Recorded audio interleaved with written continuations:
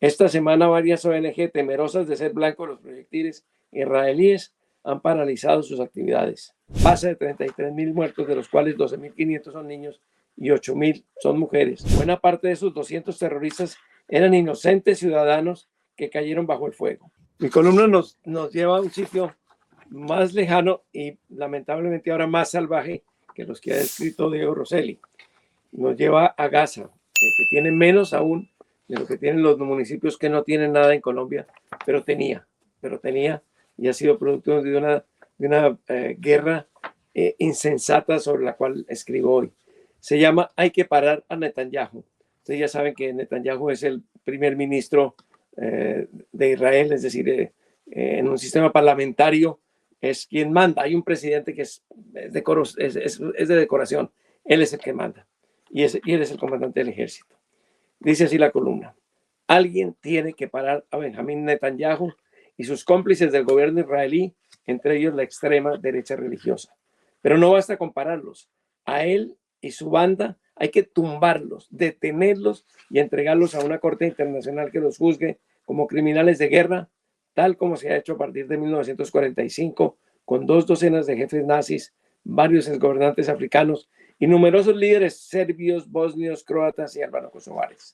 Si alguien aún no está convencido del genocidio emprendido por las autoridades israelíes en Gaza, de su indiferencia ante la vida de sus vecinos y de su contumacia en la destrucción de bienes y viviendas de los palestinos, que busque la prensa, las plataformas y la televisión.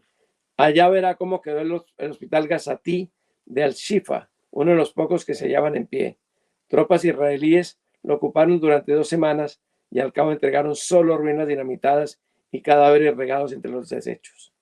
Netanyahu, sonriente, señaló que sus soldados habían detenido a cientos de civiles sospechosos y eliminado a unos 200 terroristas. Fue, dijo, entre comillas, una de nuestras más exitosas operaciones. Los verdaderos resultados son otros. Buena parte de esos 200 terroristas eran inocentes ciudadanos que cayeron bajo el fuego. Para el primer ministro, en principio, todo palestino merece morir y todo muerto será llamado terrorista. Al retirarse los depredadores uniformados, el paisaje era un arrume de pedazos de hierro y cascotes de concreto. Desde que Hamas cometió un atentado infame contra civiles israelíes el 7 de octubre pasado y el tambaleante Netanyahu respondió con órdenes de tierra arrasada, la suma de víctimas pasa de 33.000 muertos, de los cuales 12.500 son niños y 8.000 son mujeres, y de 70.000 heridos. Su absoluto desprecio por la población inerme quedó demostrado el lunes cuando 3 cohetes del ejército destruyeron 2 vehículos debidamente identificados de la ONG, del famoso cocinero español José Andrés, World Central Kitchen, WCK, y pulverizaron a 7 socorristas internacionales. Estos voluntarios organizaban el suministro de comidas a 1 millón de personas asediadas por el hambre, pues el bloqueo israelí disparó las cifras de desnutrición extrema en Gaza. Sin abandonar la mefistofélica sonrisa, Netanyahu lamentó el episodio, pero lo disculpó, entre comillas. Son cosas que ocurren en las guerras. Miente. Las guerras no ocurren como los terremotos o los huracanes. Las guerras las crean y utilizan políticamente líderes como él, que rechazan las soluciones pacíficas. Los equipos filantrópicos de WKC reparten millones de raciones desde hace 14 años en áreas de desastre. Sus alimentos llegan a una treintena de países, entre ellos Haití, Palestina y Ucrania. Y José Andrés, asturiano de 54 años, maneja una red de finos restaurantes en Estados Unidos y ostenta 2 estrellas Michelin. Se distingue además como firme protector de los inmigrantes latinos e hispanos. Ustedes se acordarán que por defender de los insultos de Donald Trump a la colombiana Paulina Vega, Miss Universo 2014, el chef español sostuvo una recia pelea legal y mediática con el corrupto político gringo. Esta semana varias ONG, temerosas de ser blanco de los proyectiles israelíes, han paralizado sus actividades. La estadounidense ANERA, que apoya a los refugiados y suministra en Gaza asistencia médica y 150.000 bandejas diarias, suministraba, debo decir, decretó una pausa de precaución y exigió a Israel, como autoridad ocupante, lo cita entre comillas, que suministre socorro básico a la población y garantice la seguridad de los trabajadores humanitarios. El invasor no lo ha hecho ni lo hará. Como repudio a la guerra y reconocimiento a quienes arriesgan su vida por ayudar a las víctimas, Andrés merece recibir el Premio Nobel de la Paz. Entre tanto, el gobierno israelí, fíjense ustedes que yo siempre hablo del gobierno israelí, no hablo de los judíos, no hablo ni siquiera de Israel como entidad, el gobierno israelí. Entre tanto, el gobierno israelí prosigue su desafío a la opinión pública mundial. Por fortuna, son ya miles los correligionarios que demandan la salida del gobierno. Y es que uno de los más colosales daños que está causando el régimen israelí es alentar el antisionismo rampante que muchos intentan desmontar desde hace siglos. Agredida por sus propios dirigentes, la justa lucha de los judíos contra tan repugnante prejuicio pierde terreno. Sí, alguien tiene que parar de inmediato a Benjamín Netanyahu. Ojalá lo hagan sus propios compatriotas. Tengo una segunda nota que se llama El primer desmovilizado.